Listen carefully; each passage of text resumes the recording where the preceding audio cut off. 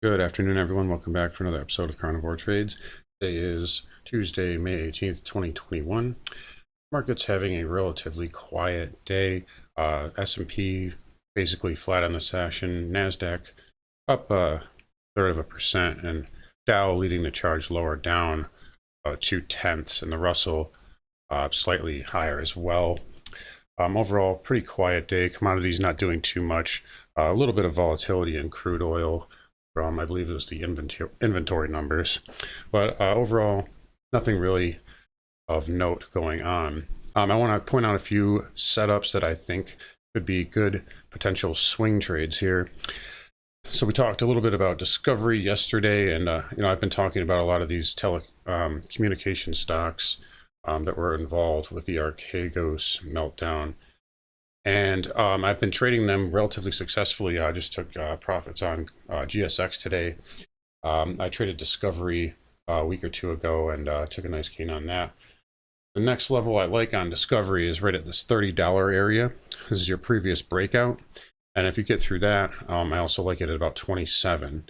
Now it is into support right now. If we pull the chart back a little bit farther, actually, let's zoom out. You can see it's actually into support now. You have these prior pivots here, and you're basically trading right into that now. It is into support, and this area could hold. However, the reason I don't necessarily like it here is look at the volume here from yesterday. That's lots of shares being sold, and you already kind of bounced and hit this level a couple of times, and you've consolidated essentially right above that. And what happens when you do that is you're building an army, so to say, to push through that support area. So I think the safer level is $30. If it gets into that area, I'll probably open maybe a half a position, maybe smaller, and then I can always, if it dips lower, I can always add at this pivot and then build a nice average. But either way, I do like this one. Another beat up name that intrigues me is Space. So Space has been rocked as of late. Just absolute bloodbath here. I do like it a low, just below $13. You have this previous pivot here. You have this pivot there, and you've gotten kind of close to it. It may not actually get down there. You did have a nice reversal bar the other day, and it is inching up. But this area does look pretty attractive to me. Some of these beat up names are looking really cheap. IQ had earnings today. This one was, they were supposed to lose money. They ended up making money. So stock popping, now breaking out of this falling wedge pattern, getting a little bit of resistance at the 20 MA, but a couple more days of consolidation and this thing can break right through $15, maybe $16. And eventually it'll probably trade back up to the 50 moving average. So I think this one's got a lot of upside. And again, nothing wrong with the company, just margin selling. So company's doing fine. It's got a lot of growth potential in China with their streaming services and everything. So company's doing great.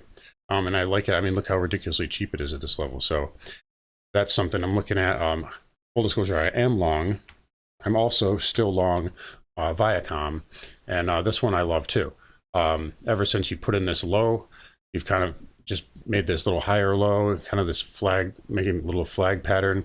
I think that after options expire this Friday, now there's a lot of call buyers in Viacom. There's a lot of Wall Street Bets members who are buying calls on this just because of the simple fact of how cheap it was. So it may make sense that the institutions want to burn those calls out this week. And then once those calls are burned, the share price may be able to break out and get back up to the $50 area. So I still love this name here. Again, blue chip stock trading at a 7 forward PE. That's unheard of in this market. So I really like these beaten down plays here. As far as the short side, you guys follow me on Twitter. I talked about XHB, the home builders. So really anything above 76.50, that's where I would look to pull the trigger on a short. Now, if this consolidates for a few more days and doesn't get up to my level, I may just jump on short anyway and just short the pattern rather than the price.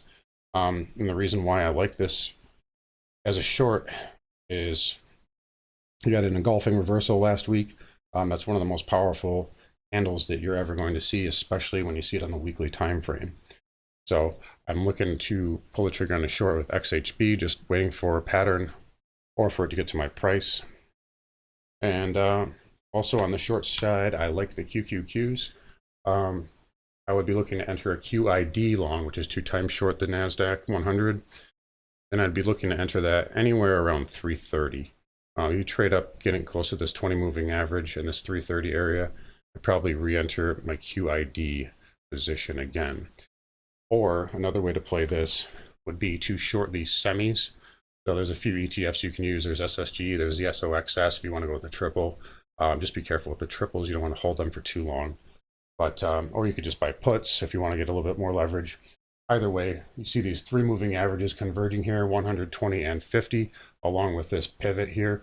You get up into this area, I would absolutely consider a short.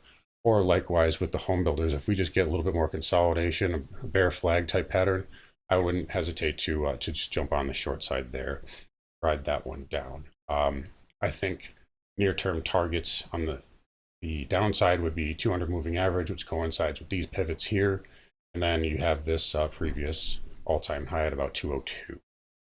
All right, so just wanted to share a few trade ideas, just a couple things I'm looking at with you guys. Again, really quiet day so far. We'll see what happens the rest of the week, but for right now, nothing too crazy going on. All right, guys. Anyway, take care and have a great rest of your day.